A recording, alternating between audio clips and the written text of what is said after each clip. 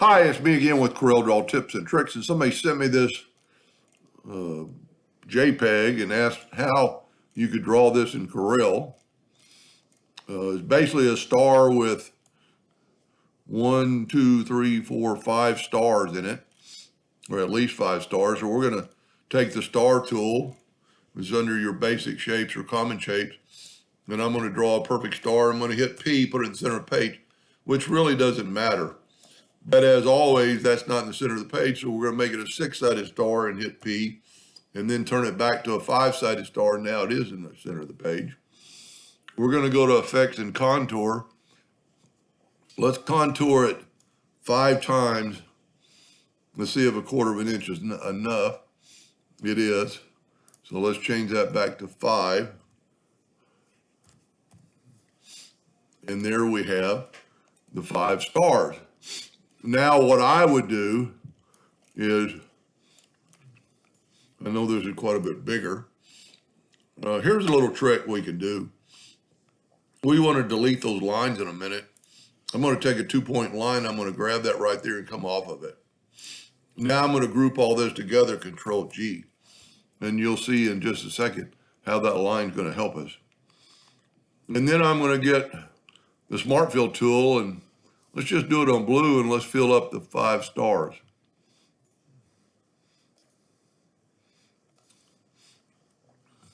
Then what we can do is take this outer star and go up to the, if we look at this picture, it looks like it's greens and oranges and then green outline.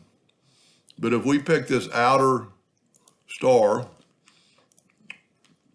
go up to the interactive fill tool, just put it anywhere, but then turn it into an elliptical, and then move this to the center, and then move this outwardly.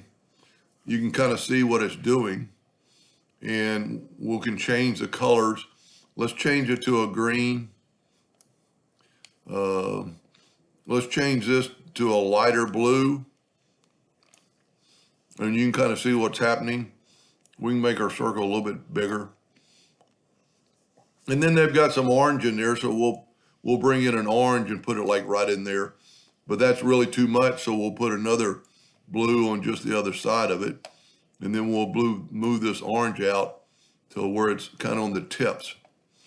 So I'm not going to try to match the colors. And remember when I said I could now delete all the lines? Well, I can delete them, or I can move them out of the way. All of them. So I don't have the lines anymore. Even though we could, delete the lines, the line would still be there.